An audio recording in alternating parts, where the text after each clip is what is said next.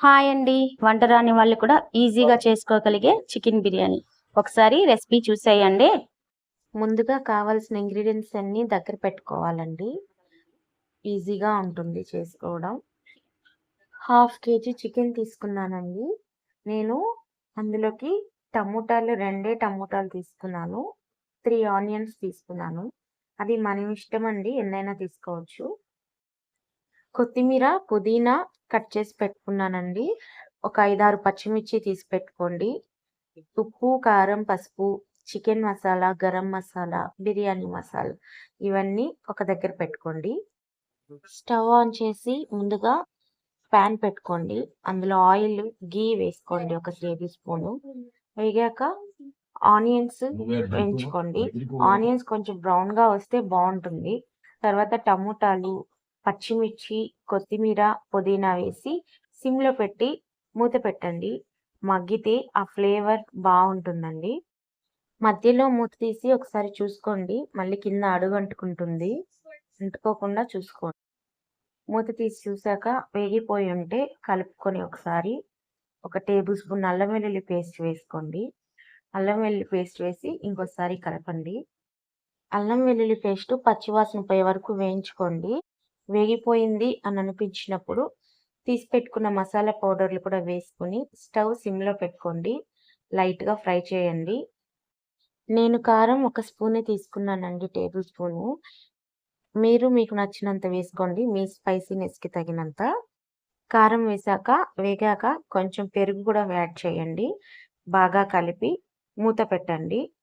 Oil పైకి వచ్చే వరకు ఉంచి చికెన్ వేయండి. వేసి బాగా కలిపి మూత పెట్టేయండి. మధ్య మధ్యలో మూత తీసుకొని చూసుకుంటూ కలుపుకుంటూ ఉండండి, లేకపోతే కింద అంటుకుపోతుంది. చికెన్ ఉడికిందో లేదో చూసుకుంటుండండి.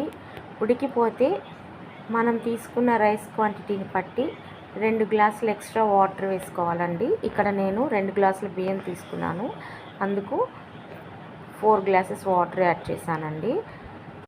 వాటర్ యాడ్ చేశాక ఒకసారి ఉప్పు అవి చూసుకొని తక్కువ అనిపిస్తే ఒకసారి యాడ్ చేసుకోండి. యాడ్ చేసుకొని కలుపుకొని మూత పెట్టేయండి. మంట హైలోనే ఉంచండి ఒక 5 మినిట్స్. మూత తీసి చూసుకున్నాక వాటర్ ఇలా కానీ తెల్లుతుంటే రైస్ యాడ్ చేయండి. రైస్ యాడ్ చేసి కలిపి మూత పెట్టేయండి. మంట హైలోనే ఉంచండి. మధ్య మధ్యలో ఒకసారి తీసుకొని చూసి కలుపుకుంటుండండి. రైస్ ఎంత పోర్షన్ వరకు బాయిల్ అయిందో ఒకసారి చెక్ చేసుకుంటుండండి. చెక్ చేసుకుని మళ్ళీ మూత పెట్టి మంట కొంచెం లైట్గా తగ్గించండి. రైస్ 50% బాయిల్ అయింది అని అనిపించినప్పుడు హాఫ్ నిమ్మ చెక్క పిండుకొని కలిపి ఒకసారి మూత పెట్టేసేయండి. మంట మాత్రం ఫ్లేమ్ సిమ్లోనే పెట్టుకోండి, ఎందుకంటే కింద అడుగంటుకుపోయే అవకాశం ఉంటుంది.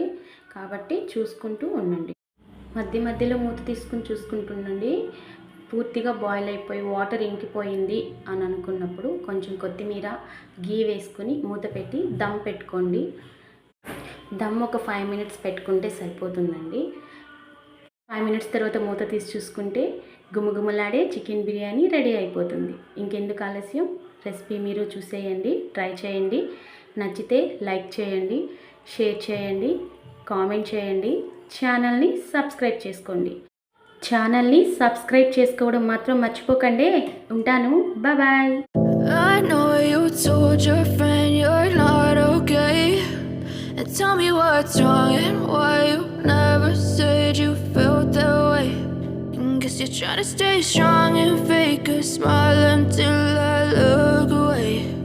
But I've known you too long, it hurts to watch your blue eyes fade to gray as you fade away.